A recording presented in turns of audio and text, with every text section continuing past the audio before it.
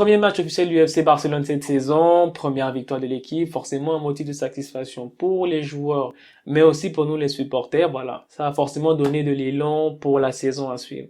Voilà, on va analyser ce premier match de la saison ensemble dans la vidéo, mais d'abord générique.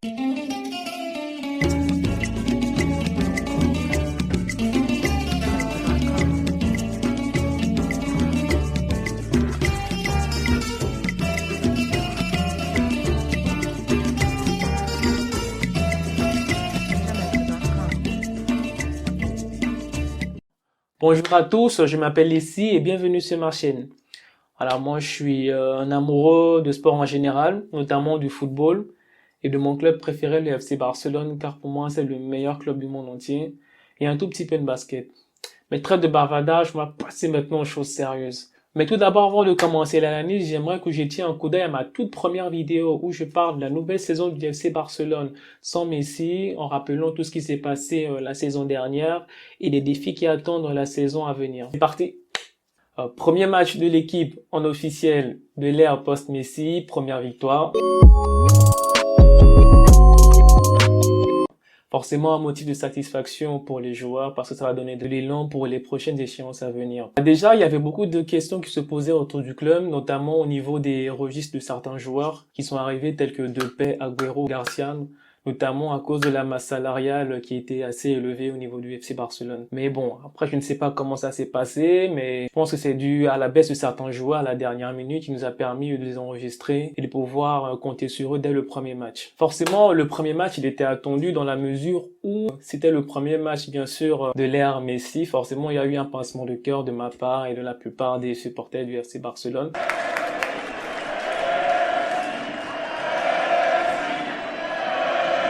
Mais d'un autre côté, c'était assez excitant de savoir comment va évoluer le FC Barcelone sans son meilleur joueur. Forcément, ça compte un peu, notamment les supporters, les observateurs, même ceux qui sont pas fans de foot pour savoir un peu comment l'équipe allait évoluer. Avant de commencer à parler du match en lui-même, on va parler tout d'abord de la composition de l'équipe. Déjà, un premier motif de satisfaction pour moi, c'est que nous sommes revenus à la base du club. Le 4-3-3, excusez-moi, qui a été mis en place dès la Masia. Franchement, je n'avais marre de ce 4-5-1 ou le 3-5-2 que Koeman mettait tout le temps en place. Il y avait forcément un déséquilibre au niveau de certains postes comme au niveau du milieu et tout. On se faisait à chaque fois manger. La composition d'équipe, elle se compose de gardien Neto. Neto, il joue à la place de Ter Stegen qui est encore blessé notamment. Je crois qu'il a une fracture juste avant l'Euro 2021. Après, durant les matchs de pré-saison, il n'a pas été mal. Bon, vu que c'est notre seul gardien en dehors du gardien de la Masia. Sur le côté droit, on avait Serginho Dest. Franchement, Serginho Dest, je suis content dans la mesure où j'avais un peu peur que Koeman mette Sergi Roberto. Pour moi, Sergi Roberto, il n'a aucunement sa place au niveau des titulaires. Pour moi, il doit rester sur le banc et attendre son tour pour entrer. Après, ça jouait entre lui ou Emerson. Bon, Emerson, c'est sûr qu'il vient à peine d'arriver. Il fallait d'abord donner sa chance à Serginho Dest qui était là depuis l'année dernière pour faire ses preuves.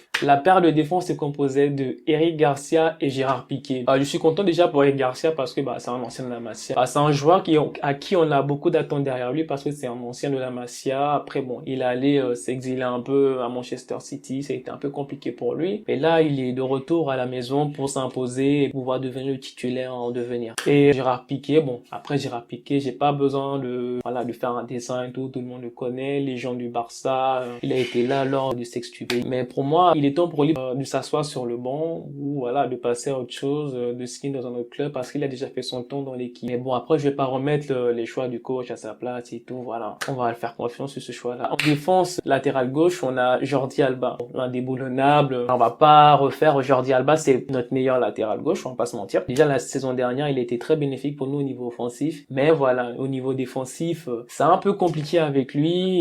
Il est tout le temps en retard, il se fait prendre à défaut et franchement, c'est assez fatigant. Mais comme je le dis, c'est notre meilleur latéral gauche, on est obligé de faire avec. Au milieu de terrain, le trio se composait de Frenkie de Jong, Sergio Busquets et Pedri. Franchement, déjà Pedri, je sais pas comment tu fais, mais t'as vraiment des poumons en or parce que moi, enchaîner 73 matchs à l'âge de 18 ans, revenir là des Jeux Olympiques, je crois c'était à peine il y a une semaine, et recommencer direct, enchaîner dès le premier match, franchement c'est fort. Je crois qu'il a eu peut-être que 2 jours ou 3 jours de vacances. Bon, ça se voit que le joueur il a envie, il veut s'imposer, il veut montrer tout son potentiel qu'on a placé en lui et c'est vraiment extraordinaire. Franchement, chapeau Pedri, j'espère que tu resteras au FC Barcelone pendant des années et des années. Mais après, je suis un peu déçu parce que j'aurais bien aimé qu'il mette Riqui Puig un peu à sa place, mais on peut pas en vouloir au coach de le mettre s'il a envie de le jouer. S'il pense que c'est un bon choix tactique, on fait confiance à Coman. En attaque, on avait le trio Griezmann, Depay et Monsieur Gottwaite, Martin Braithwaite, le BR12. Ah, dommage qu'il a changé son numéro parce que moi j'aimais bien le BR9. Bon, après je m'attendais plus au niveau de l'attaque au trio Depay, Griezmann et Youssouf Demir. Youssouf Demir, pendant la préparation, franchement, il a vraiment démontré qu'il a sa place dans l'équipe A. Il a vraiment enchaîné de très bons matchs au niveau de la préparation. Bon, sauf le dernier match contre Stuttgart où on a perdu 2-1, mais c'est pas grave. Mais je pense que pour ce joueur-là, on n'a pas forcément à s'en faire. Bon, on va pas s'enflammer non plus parce que c'est des matchs de préparation. Maintenant, on va parler de la rencontre en elle-même. Première mi-temps. Dès le début du match, on sentait déjà que l'équipe avait de l'envie de bien faire, de bien commencer la saison. Ça a commencé souvent avec un pressing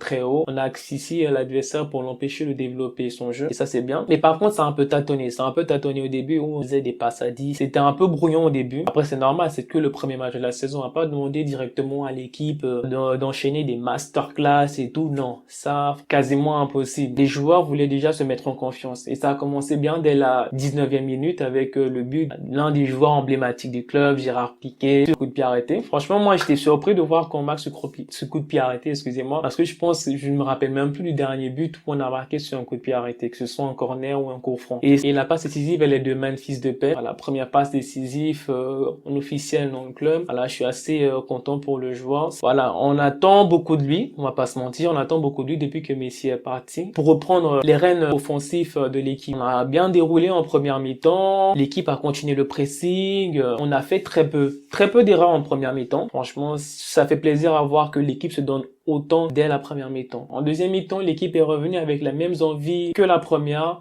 celle de mieux faire déjà, de pouvoir mettre encore un troisième but, un quatrième, pour pouvoir se mettre définitivement à l'abri parce que bon, on se rappelle la saison dernière, lorsqu'on menait 2-0, il y avait un certain relâchement de l'équipe. Et après, on se faisait rejoindre sur des remontées au score de partout. Il fallait encore batailler dans les 15, 10, 5 dernières minutes pour pouvoir marquer et s'imposer. Non. Là, l'équipe a voulu changer de visage, montrer un autre visage. Quel était le FC Barcelone quand on jouait à domicile et que c'est notre aire de jeu. Il y a personne qui doit venir s'imposer chez nous et mettre un but. Voilà, il y a la 71e minute, entrée de Emerson et Sergi Roberto à la place de Dest et Frankie de Jong. Je vais pas vous mentir les gars, dès que j'ai vu Sergi Roberto rentrer, je me suis dit on est dans les problèmes. Là c'est fini. Là c'est sûr on va se faire remonter et tout parce que lui c'est le chat noir de l'équipe. Moi je le dis clairement, c'est le chat noir de l'équipe. Et j'avais forcément raison. 81e minute, but 3-1. Sur une paire de balles assez conne, un très mauvais repli défensif de l'équipe. Voilà, on se prend un but, pour moi, assez con. Je me suis dit 3-1, bon, faut pas trop s'alarmer, mais ça m'inquiétait déjà parce qu'on connaît tous le FC Barcelone l'année dernière. Dès qu'on mettrait un but, l'équipe mentalement, elle n'y était plus. Défensivement, c'est mort. Et tu sentais que l'équipe se relâchait dès qu'on encaissait un but. Juste un petit parallèle. Pour moi, on doit énormément travailler le mental des joueurs. Parce que je crois que dans cette équipe, il y a beaucoup de joueurs fragiles mentalement. Parce que je sais pas si la charge émotionnelle des joueurs remonte à chaque fois, s'ils répondent à certains matchs où ça s'est très mal passé, où on s'est pris des remontadas et tout. Mais ça se passe comme ça à chaque fois. Dès qu'on encaisse un but, l'équipe se relâche totalement et derrière, après, il y a un deuxième but qui suit. On se dit peut-être à 3-1, bon, on va pas quand même s'inquiéter et tout. Je sens que bon, l'équipe ne va pas refaire les mêmes bêtises que l'année dernière, excusez-moi. Puis, coup franc arrive. Pour moi, le coup franc, il est inexistant. Je sais pas où, j'ai même pas vu la faute. Mais bon, l'arbitre, la VAR ont décidé qu'il y avait un coup franc. Coup franc, puis on but. 3-2. Oh, comment ça? On se prend, en 5 minutes, on se prend 2 buts. 3-2. Je me dis, mais attends, les gars, on va encore recommencer les mêmes bêtises que l'année dernière. 3-2, non, je me dis ça c'est pas possible, c'est sûr que là on va se prendre un troisième but, on va faire un match nul, et voilà, on va encore repartir sous les mauvaises bases qu'on avait pris l'année dernière. Mais bon, à la 91e minute, notre sauveur, Monsieur Braithwaite, franchement, Braithwaite, je m'excuse, voilà, de tout le temps rigoler sur toi, de t'appeler Ronaldo, de t'appeler le GOAT du football, mais franchement, ça c'est un joueur qui donne tout Dès qu'il rentre sur le terrain, ça se voit que c'est un chien de garde. Il donne tout sur le terrain, peu importe. Voilà, ça c'est des joueurs qu'on a envie de voir sous le maillot du FC Barcelone parce que ces dernières années, on avait toujours certains joueurs qui étaient tout le temps sur la réserve, qui ne se montraient pas et tout. Non, quand vous portez un maillot d'une équipe, en fait, vous devez tout donner. C'est comme si vous y laissez votre vie sur le terrain. C'est ça qu'on a envie de voir chez les joueurs. Que l'on perde ou que l'on gagne, le plus important, c'est de tout donner. Et quand vous donnez tout comme ça, forcément, il y a un motif de satisfaction chez vous-même d'abord, les joueurs en question, et aussi chez les supporters, on va pas se mentir. Débordement à la 91e minute, en centre à ras de terre pour Sergi R. Sergi R qui marque, bon, on est foutu. Contrat jusqu'en 2030 assuré, ça c'est sûr. Voilà, score final, 4-2, victoire du FC Barcelone, 3 points. C'est un bon bilan pour l'équipe déjà, parce qu'on a pris les 3 points. Mais voilà, on repart encore sur ces mêmes problèmes qu'on avait l'année dernière, comme je le dis tout le temps, je le répète, les problèmes défensifs. Voilà, ça c'est des problèmes qu'on doit régler tout au long de la saison. Parce que là, on va pas tenir toute la saison comme ça, encaisser à chaque fois 2, 3 buts, 4 buts, et après il faut encore mettre encore. Voilà, on arrive à la fin de cette vidéo. Je vous donne remercier d'avoir regardé jusqu'à la fin tout ce que j'ai dit. Voilà, vous faites-moi un retour de l'analyse complète de cette vidéo, ce que vous avez apprécié ou non. Voilà, vous me le dites en commentaire. Et faites-moi aussi parvenir votre analyse sur ce match, le premier match officiel du FC Barcelone cette saison. Voilà, n'oubliez pas de partager, de liker, de commenter et de communier l'actualité du football ensemble dans la joie et dans la bonne humeur. Hasta luego.